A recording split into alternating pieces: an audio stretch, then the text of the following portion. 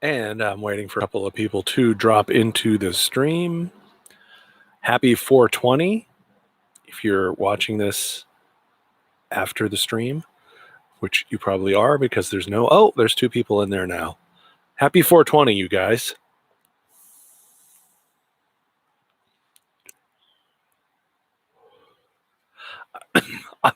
I'm much more excited about the fact that it's 420 than I am about the news today. The news is just not that exciting today.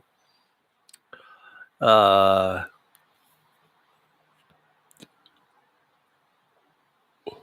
a most heartfelt and deepest desire that you have a wonderful 420. And I made a video about the origins of 420 that you should check out.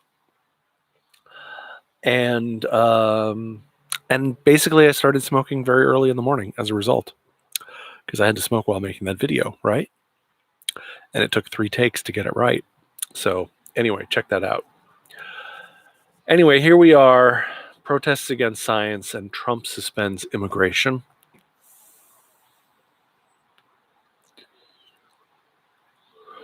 We'll do what we do every night, which is review where we are with COVID-19 as of 5:30 p.m. Pacific tonight. It was over 2.4 million cases worldwide, and that's up over 3% from yesterday. 170,825 deaths, up almost 3% from yesterday. Those are the worldwide numbers.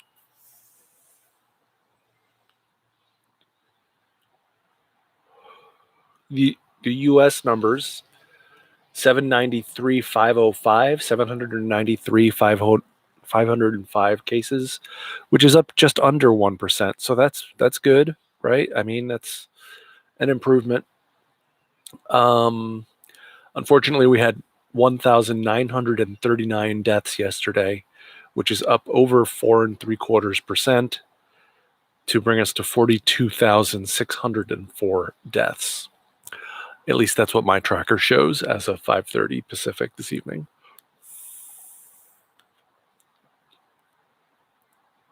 Here in California, we have 33,686 cases and 1,225 deaths. And as I say almost every night, Gavin Newsom and Eric Garcetti are both doing a great job. So a couple of random things I'm going to go through here. I'm not going to talk about Trump's press briefing at all today, because other than he's blaming the states for testing, there isn't much to say. It's, it was just all propaganda. They showed pictures of test kits. It was just pure propaganda. So there isn't much worth talking about. Unlike yesterday, where he completely and totally demeaned a woman in the press briefing, a woman who works for Weijia. She works for CBS News, and she asked him a great question, and God, he was a dick to her.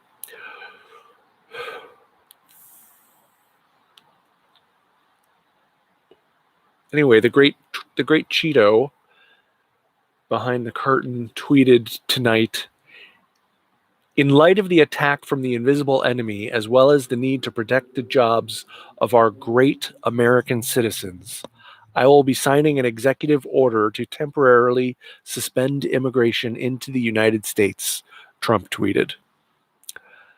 This is what we call never let a good crisis go to waste, as Rahm Emanuel famously said when he was the chief of staff to Bill Clinton. That's a very good question. I was wondering about that. Will this be impacting H-1B visa? I don't know. We don't have any details on it yet, because all we have is a goddamn Trump tweet. But this is the shock doctrine that Naomi Klein wrote about. Use the situation, use the panic, use the crisis to push through something that you've been pushing through all along, which is completely suspending immigration. So, yeah, it's the shock doctrine living out right in front of our eyes. Naomi Klein is got to be one of the most prescient writers around over the last 10 years. She's been so forward thinking about disaster capitalism, the shock doctrine, climate change. She's done so much great writing on climate change. So I highly recommend getting to know Naomi Klein if you're not familiar with her. Um, on Fire, The Burning Case for a Green New Deal, really, really good book. Her collection of essays about climate change.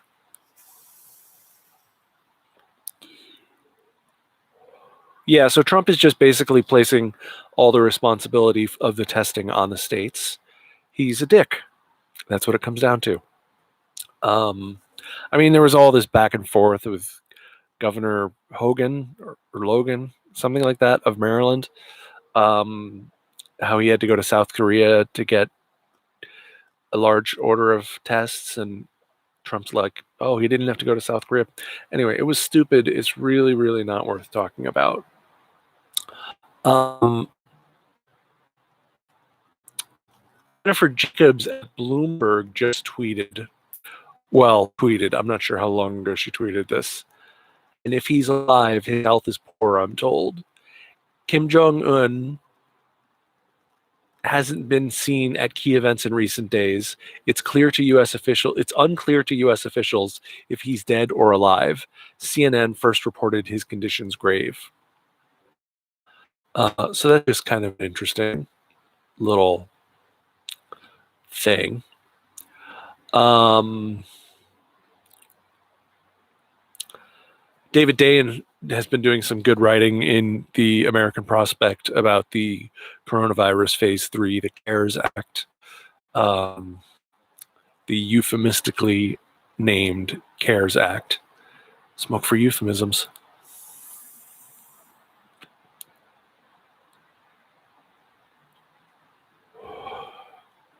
US Bank and Radius Bank and many others are coronavirus check stealers. Thousands of banks around the country are confiscating people's relief check if they have a negative balance. That would not be very helpful to the person with the negative balance who needs the money to pay some bills. So the fact that banks can do this is reprehensible. I'm not surprised to hear it. It wouldn't have occurred to me ahead of time that it would be a problem, but of course it's been a problem. I've had a negative balance on more occasions than I would like to admit. Um, so that's just completely shitty. Um, and then, of course, I'm sure you all saw that we've got protesters protesting. And, they can't be very smart people. Protesting stay-at-home orders all over the country. The one that seemed to be getting all the play on Twitter today in Denver, Colorado.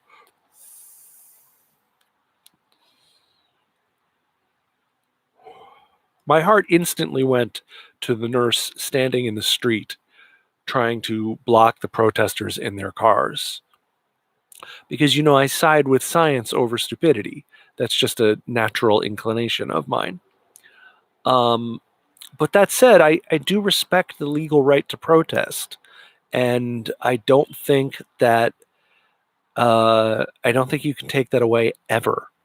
I don't think you can take it away ever. Now, would I like to see them protesting 6 feet apart, wearing masks? That would be preferable. There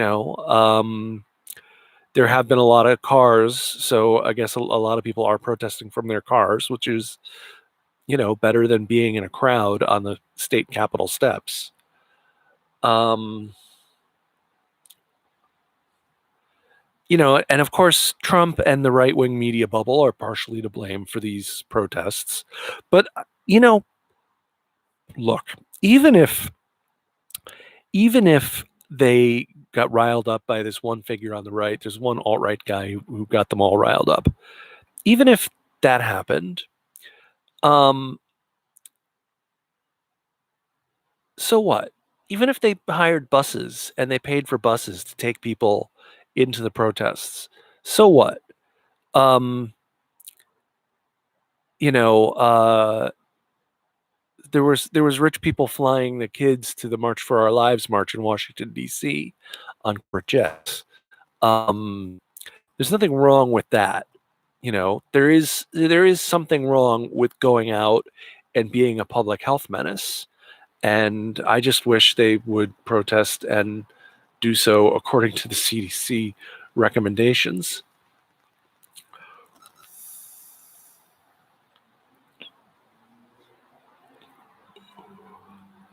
Ryan Grimm tweeted, "Let's be clear what's happening. Trump and congressional Republicans are withholding assistance to state and local governments so they can use it as leverage to force open their economies, and House Democrats are rolling over."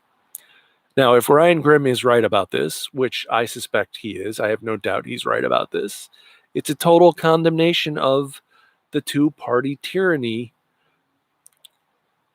which is so corrupt it refuses to help the American people because of their bullshit political nonsense taking priority over people's lives. And that's just not cool. Um, but when he says, let's be clear what's happening, Trump and congressional Republicans are withholding assistance to state and local governments. They're not putting any money in for state and local governments into the next piece of legislation. They're not openly talking about it. And it's because they want the states to come begging for money. They want cities to come begging for money. They want to have them in a position where they can say, okay, but you have to open up your state. That's what Ryan Grimm is suggesting. And I think he's right. I really do. There was an interesting article about Kentucky.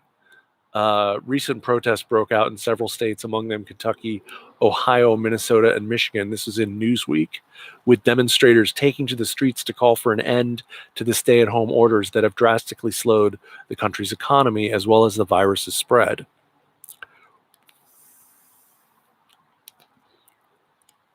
For anyone just tuning in, happy 420. Please join me. As Governor Beshear gave his press briefing on Wednesday, protesters gathered in Frankfort, Kentucky's capital, to demand the state's economy be reopened. Some demonstrators stood directly outside the room where Beshear's press conference was taking place and yelled, "Open up Kentucky," and "You're not a king." We do have some folks up here in Kentucky today saying we should reopen Kentucky immediately, right now, the governor said. Folks, that would kill people. It would absolutely kill people. So here you have a red state governor, and he's a pretty MAGA type guy, Andy Beshear. Sorry for rubbing my eyes. That's probably pretty gross. But what was I saying? So you have this red state governor who, knows that reopening is going to kill people.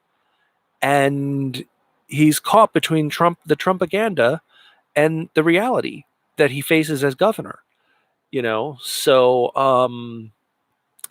it is it's not easy being a Republican governor right now either, unless you're a lunatic like Ron DeSantis. Beshear unveiled the state's phased plan to reopen its economy on Friday. The guidelines, which mimic those released by the Trump administration this week, include benchmarks such as ramping up testing for healthcare professionals and a 14-day decrease in confirmed cases.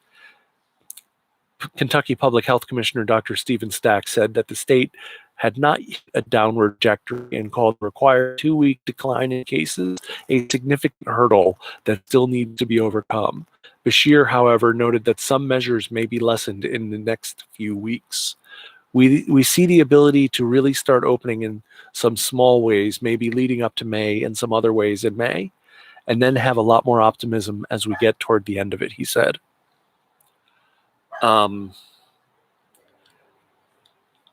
So again, I just think it's interesting to note that tension. When Gavin Newsom and Andrew Cuomo talk about reopening the economy, they always make it very clear that the health in science is going to dictate the reopening of the economy, not economic concerns. So it's not going to be, May 15th, the movie theaters are opening. That's not going to happen.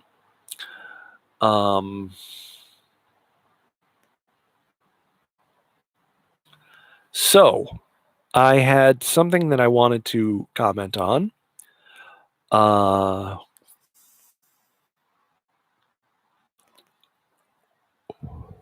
Regarding Bernie Sanders. And Bernie wrote an op-ed in the New York Times yesterday. And he was talking about, how are we going to change some of our fundamental assumptions about our society and our economy as a result of COVID-19. And he points out the insanity of our current healthcare system and talks about Medicare for all, as you would expect him to do. He points out the frailties in the system come from the lack of centralized policy and control, and that with Medicare for all, we'll expand healthcare opportunities for everyone, including inner city and rural folks. Points out the poor are dying at a higher rate, which was good. Quote, "This is especially true of the African American community. This disparity in outcomes from exposure to the virus is a direct reflection not only of a broken and unjust healthcare system, but also an economy that punishes in terrible ways the poor and working class of this country." And now I just want to note on that. This is all true. What he said there is totally true. But he begins with racism and ends with class in a very short paragraph, which plays to the valid criticism that Bernie sometimes places more importance on class than he does on race. And I think that they deserve, personally, I think they deserve equal time. Maybe race deserves more time than class. I don't know. But personally, from my own position of, being a having a lot of white privilege, I would resist saying whether one is more important than the other. But generally, to me, they're both important. So it was interesting because he started off talking about race and then he switched to class, and he always does that. And that's something a lot of people have criticized him for.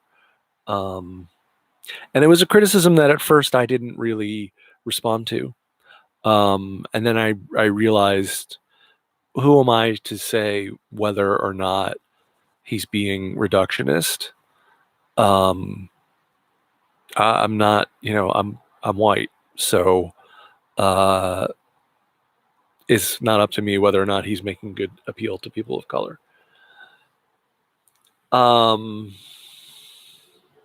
He finishes with, "Further, while doctors, governors, and mayors tell us we should isolate ourselves and stay at home, and people head off to their second homes in less populated areas, working class people don't have those options.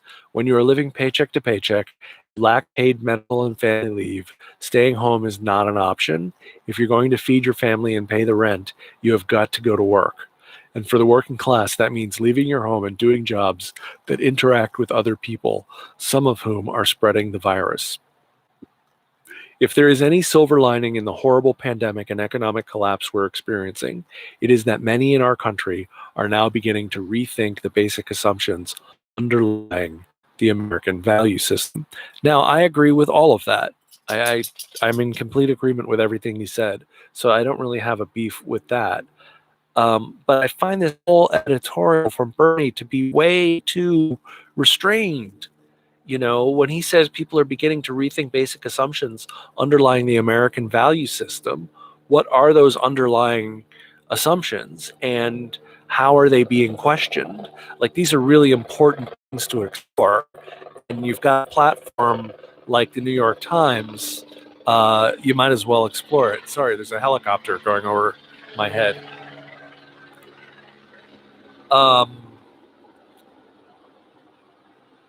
What are the questions and what are the answers? I find myself questioning my own beliefs. Like, I have completely and totally supported Fight for 15, and I still do support Fight for 15. But the reality is, the Democrats' bill would have the $15 minimum wage kick in 2025. By 2025, it's going to need to be $20. You know, and frankly, I don't think anyone's labor is worth less than $25 an hour. Just me personal. It's a random point to pick, but uh, you know, be that as it may. Um,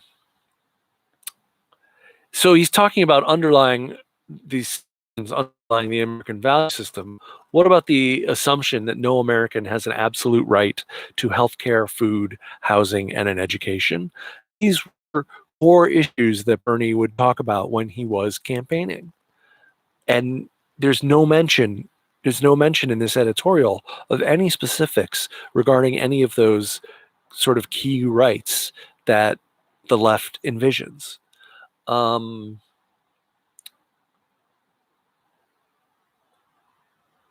you know, Bernie didn't mention the $2,000 UBI that he's talked about so much during this crisis. Um, that was a letdown. You know, Karl Marx said something to the effect of freedom is freedom from need. And he wanted to try to imagine an economic system in which no one needed anything. And I personally believe in that very strongly. And there are a lot of different ways to do it. You can do a UBI, you can do a federal jobs guarantee. There's a lot of different ways you can do it. Um, Now, I'm not expecting him to quote Karl Marx in the New York Times, but uh, you know, our citizens have needs. Have you seen the lines at the food banks? Um, that could be you tomorrow. That could be me. That could be my family. Um, so it just felt like